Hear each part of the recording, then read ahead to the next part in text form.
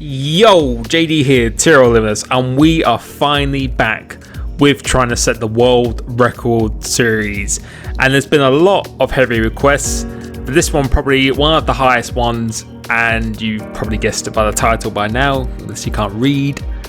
We are going to be doing Singapore, and this is a very good track for me. I had a lot of success on this track in the modern cars, but we are going to do it in the classic because I did see, after originally going on the leaderboard before, that there's a number of cars that could be quick around here, but we've decided to try and break it in a different car, in the Red Bull with no assist, because I really like driving this car. One of the most iconic cars in F1's history, in my opinion, and no better place to do it around the streets of Singapore. And I originally tried this car a little bit around Monaco. It felt very, very difficult around there, so we're going on a different track with it and just see how I get on. And as always, going out with the default setup just to get accustomed to the track, accustomed to the car itself, and I'll just be talking through what my feeling is at this point, just the feeling of the car. And you can see already it's very, very similar to the Ferrari F2004 in a way, where initial traction is pretty easy. I'm not sure if this has got built-in traction control. I'm not an F1 expert at all. I only like the racing. That's what I'm all about. But initial traction is pretty good. It feels easy. But then at the end of the rev range, just before you switch gears, that's when you're most vulnerable to losing the car and spinning out. And yeah, that's how it felt with this. And with the default setup, with the ballast on 10 or the weight distribution on 6, same as the Wing 66, it just felt incredibly understeery and very easy to lose at the same time. So it's understeery and oversteery, probably the worst combo you would want in a car completely. So yeah, it felt very similar-ish to Ferrari F2004 in that aspect, but I felt I could be more precise with the steering. But yeah, the lap time to aim for is a 36.5. Well, it's a world record, I think, is it a 33.0 in the modern car? So a good 3.5 seconds actually slower. I was tempted to try the F2004 around here, but I really wanted to do it in a car that currently was not number one. And the Brawn seemed to be the most popular choice around here, but I really just wanted to try the Red Bull. And you can see on this first lap, it's been bit of a battering on this first lap, actually, to be honest. It's been very, very difficult coming across the line. I think that's like a 43 or something like that, so that wasn't that promising here. But what I always try and do when doing these attempts, and just even if I wasn't doing this as a video, just trying to get better at a track and becoming as fast as I possibly can around it, I always adopt this approach. I've been doing this approach for about the last 6-7 years when it comes to a time trial or building this up. I get accustomed to it with the default, and then once I feel happy about set some good valid lap times and not invalidated lap times, once I set good valid lap times, then I proceed to actually start building my set. Because as I mentioned before, in Australia, for the first video I did in this series, or I think the second one I actually did, just because someone who is top of the leaderboard, when you put on their setup, do not expect to feel comfortable or to automatically gain a lot of time, because I can promise you, everyone has their own preference. I have my preference of my driving style. Some people are a lot more aggressive than me. Some people are even smoother than me. It's all down to your personal preference. Some people use complete opposite setups to what I use, and vice versa and everything. And you'll be able to see that throughout this video actually itself. So yeah, don't get discouraged. It's all about the patience you need. And yeah, but so far we've been improving on our lap by 2 and a bit seconds. So just giving you an indicator of the progress that you could be expecting to make, because that first lap I really wasn't actually feeling good. Coming into this, I felt it would be not easy, but since I felt so good around this track, I thought I'd have a very good chance of doing it pretty quickly. But we set a 40.4, if I can read that right, so it's still about 4 seconds away from what we needed to be. And like the Ferrari F2004, the default setup is horrendous. In this car, it felt horrendous. You can see just understeering like a cargo ship for days. But before I move on to put on a setup, I always stay out until I set a valid lap, a quick valid lap that I'm happy with. because then when I put on the setup, the mindset is once I put on the setup, I just know there's so much time in the tank through a setup. It just gives me that much more confidence. I know the car is just fundamentally so much better than it was before. And first sector here, gaining a little bit of time on validated lap that I did, which actually felt not too bad. Going into this first sector, pretty much using the same gears as I would use going into here like I would do in the modern car. Second gear, want to avoid curbs in this car. You don't really want to be mounting them too much at all. You just want to be brushing them, just kissing them, exactly like I did there. Going to this corner, I really do love this sequence. A lot of people don't. I actually really do like it. Throwing in the car there. Again, not mounting it. I decided to miss that curb on the left, whereas in the modern cars, I would just completely drive straight over that. Using first gear for a little bit of rotation, but you'll be able to see throughout this video, I actually adapt that slightly as I get faster and faster. Going purple into here, probably take a little bit too much curb. The car always wanting to step out on that corner, braking in a straight line before turning in second gear for extra bite. And again, not all the way over the curb, you just want to be brushing against it. Second gear, more rotation through here, and this one you can get away with it just a little bit. About half your car on this curb and on, these are the only two curbs you really kind of do want to actually use to get around the corner. Then throwing in as much speed as possible, but with the horrendous understeer of this default setup, it's a 39.1, so that is more like it, but still just under 3 seconds away from what I'm really aiming for. So I better hope that the setup is going to give you a lot more time, because typically it's around about 2 seconds than Ferrari F2004. This is my first real experience in this car, and that was enough for 112 on the leaderboard.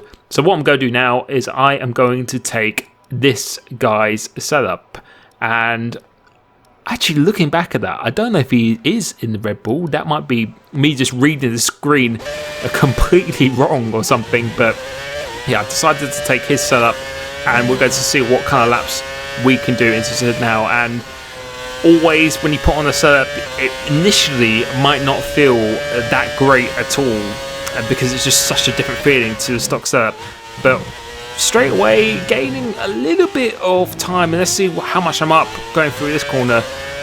No, just under a tenth up, and let's see, coming off this one, the right hander, downshifting into third gear, and now we're about 2 and a bit tenths up now. So that is more like it. Seems to be on the exits that I'm gaining quite a bit more time. Nothing really too much in a straight line. Managing to navigate through this quite nicely, and now you can see about 4 and a bit tenths up. So as a first lap, this is actually pretty tidy so far. This is almost a blind corner, but I absolutely love it. Third gear, going to fourth, then fifth, then into sixth, and going down a couple of gears, and then into third, halfway through the corner. Keep it in third for this, and so far it's actually so good, but you don't want to hit that curb, because as you can see, started to unsettle the car ever so slightly. Getting a reasonably good exit, and we're still not a second up, and we've got about almost 3 seconds to find. So although the lap felt quite good as we almost lose the car, and we do lose the car now, although the lap felt, it didn't seem too bad, but we still didn't gain that much time. But coming across the line here, it's a 37.6 and invalidated as well. And yeah, that was a little bit disheartening, because I was expecting to be much closer. With an invalidated lap, we're still over a second away from what I'm really actually aiming for. But the longer you go on, and I just kept on doing lap after lap. You can see I've done about 5 laps in a row now without restarting. You really need to get into rhythm, and I can't emphasize how important that is. You have to get in rhythm and really just persevere. Even if you're spinning off, hitting the wall and invalidating, you just need to get into the rhythm of the track and just being much more aggressive on the throttle, braking and steering now. And this car, I've started to realise that it needs aggression when driving, whereas the Ferrari F2004, you need to be very delicate, driving with your fingertips, as someone said to me before. This car, you kind of really do actually need to wrestle it and just hope that it sticks. Avoiding the curb this time, you can see gaining quite a bit of time. Third gear, second gear, staying in second gear now. I thought first gear was over rotating the car, and I actually got a better exit. As you can see, over a second up now, so this is more like it, being more aggressive into here. Second gear, not losing the car this time on the exit. making sure we brake in a straight line as we do. Third gear, so going about a gear higher than we would do with the default setup, but we hit the wall. We didn't get an invalidation, but we're going to still continue and see what kind of lap time this would have been as well. Third gear, just before the black box. That's where you're turning in and hooking the car on the exit as well. Not a brilliant exit up here. As you hit the black box, that's where you want to be turning in. Let's see what the lap time is. It's a 37.6, so still over a second away, but we did hit the wall quite significantly in that last sector, so I knew there was quite a bit of time to find, and losing the car again, the traction is just so sensitive on this car itself. You can see slightly up on what we did invalidated, and see hitting the curb quite a bit this time and just understeering, so the setup wasn't really working too well for me, so I decided to go back in. And this is what I mean by using other people's setups doesn't mean that it is going to be working for you at all. And I think the downforce was just far too low for what I really did like indeed. So decided to up the downforce, and let's see how we go with this one. And so far, when I completed it again, I was going up in the time. This time, not hitting the wall, but we have gotten the validation. But you can see how much time we've gained by not hitting the wall. That's almost half a second alone that we lost by doing that previously. Tighter this time, getting a better exit on this one. And let's see how aggressive I am going to this last corner. Pretty aggressive going through here, leaving not much on the table, actually overdoing it too much. And that was a 37.0 invalidated. So I still felt I needed to tweak the setup just ever so slightly. Needed a little bit better traction, which is why I'm lowering the rear anti-roll bar and then upping the downforce at the same time. So I just need more turning, more traction, which is quite demanding of what I actually need. Trying to do these corners as cleanly as possible. As I said, when doing events like this, I always try and do it as cleanly as I possibly can. Not like Monaco when someone was just wall riding through here. But this lap here, probably the best lap I've done so far. And you can see well over a tenth up on a 37.5 going into the end of the first sector. Going purple through here, getting the curb pretty nicely and gaining some time on the exit. So about 2 tenths up now. Want to be avoiding that curb on the inside, but getting a good exit nice and wide just before the black box. That is your turning in point, accelerating in the straight line. And as I said before, probably one of my favourite sections on the F1 calendar. Going through into here, fourth gear, third gear. As you pass that barrier on the left, that's your turning in point, avoiding the curb on the left hand side. And then again, braking in a straight line, keeping it in second gear just to avoid the rear just splitting out and losing any traction. And we're about 3 tenths up now, so this is looking very nice. And remembering we hit the wall in the last sector before, went a little bit deep this time, but still carrying some good speed coming through into here, going down a couple of gears, kissing the curb here, and then just kissing it a little bit more on the left, not hitting the wall. And look at the delta is going up so much, 9 tenths up. This is on track to do the world record. Let's see if I can get a good last sector, a little bit deep, making it quite tight for the left-hander, but still gaining some time, throwing it into this last corner. Let's see what I can do. Could have been slightly better at crossing a line. That's a 36.6, so just over a tenth away from the world record. And if you get into a rhythm, I always advise to continue, but just if you just turn too much through that turn 2, the car just wants to lose itself. And at that moment in time, that was fractionally down on the world record, just over a tenth, as I said, in 4th place here. So I knew there was plenty of time on the table, and I think I actually took the setup from a guy who wasn't in the Red Bull. I think looking back at it now, but from what I remember, the setups were pretty similar, and I was tweaking my setup quite a bit different to what he did initially in the first place. So I could even go quicker than this really, but yeah, starting to lose the car, just pushing a little bit too hard because I kept on matching it throughout most of the lap and just kept on going back into setup. I just needed more stability and more downforce. That's what I really felt I needed. So I'm just changing everything on here to try and get that. And you can see over a tenth up, so this is on course for a world record, but going into here, getting another invalidation, that was just absolutely, yeah, can't even say the words for it, but that is brutal. That's what I'm looking for. But I did go over the track limits, and yeah, I felt I had the time in me, hitting the wall here, but still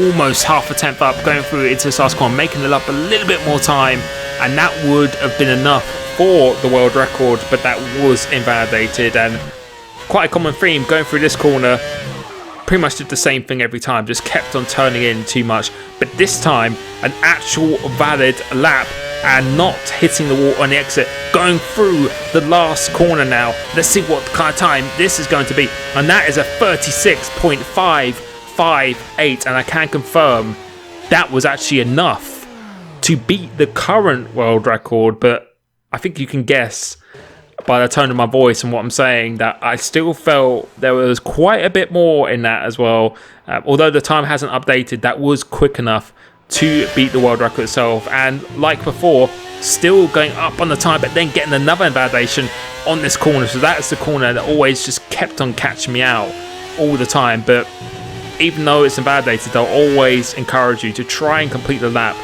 just to see what kind of lap time would have been. Just under a 10th up now, going through into the last corner, and this would have been a 36.5 again, I believe. So I knew the potential was there. I just needed to hook it up. That's all I needed to do at this moment in time, and losing it on the exit once again. But now, this is a very, very nice lap indeed. I actually restarted the session, so in case we have that glitch, we go into this corner, taking a lot of aggression, a lot of curb going through into here, being aggressive, losing a little bit of time on the exit. That wasn't the best exit, and now going onto the straight. I knew I could gain a little bit of time for it, so using all the track as much as possible and going ever so slightly green. Gained all the time throughout the corner, but losing slightly on the exit, so we should be dipping into the red. Is exactly what we do. Braking nice and hard into this, being really decisive and aggressive going to here just before the black box. That's where we will be braking and turning in, and using a little bit more than the track I actually would have liked then. Just brushing this curb, but we are slightly down, just about to go into the green again. So I wanted to be aggressive, going to this corner, carrying in a lot of speed, turning in nice and early for this, avoiding the curb at all costs, going to here, fourth gear, going down 2 gears into here. First gear actually we do on that occasion, and you can see got an actual decent exit. So for the first time, that actually worked pretty well. Almost at half a tenth up going to here, trying to nail this corner. You need to brush it very easy on the traction coming up here, but managed to get a decent exit, fractionally up, and trying to not invalidate this left-hander. On this occasion, we actually get a very nice exit, trying to hook as much as the curb on the inside for this, and on the inside for this as well. Turning in earlier than expected for this corner. Very, very quick change of direction, not hitting the wall on the exit, so almost a 10th up. Going to this last corner, throwing absolutely everything into this, and it's a 36.442. And yeah, that was a very, very nice lap indeed. Did make some other attempts, but then after a while, it's approaching the 60-minute mark. Well, I don't think it's approaching 60 minutes. I was just doing this very, very late at night after my league race I did yesterday, in fact. And you can see that was enough for the world record at Singapore, which I feel there's plenty more time in that. I think there's probably like a 36.1 or 2 if I got it perfect, and probably perfected the setup a little bit more. But I am going to show you the setup of what I actually use. So a lot of downforce in the end. I think that is 5.11 or 10 if I can read that right. Right, left, 1.1. Minimise the rotation. 11.11 on the anti-roll bars just to minimise the roll throughout the corners, which really, really helps me. Quite low brakes because it locks up very, very easily, and low tyre pressures just for that stability and traction as well. I really hope you enjoyed this. Let me know which one you want to do next. It feels good to be back doing this series, actually. Thank you so much for the support on my channel recently. It actually means the world to me, and I'll catch you very soon. Peace.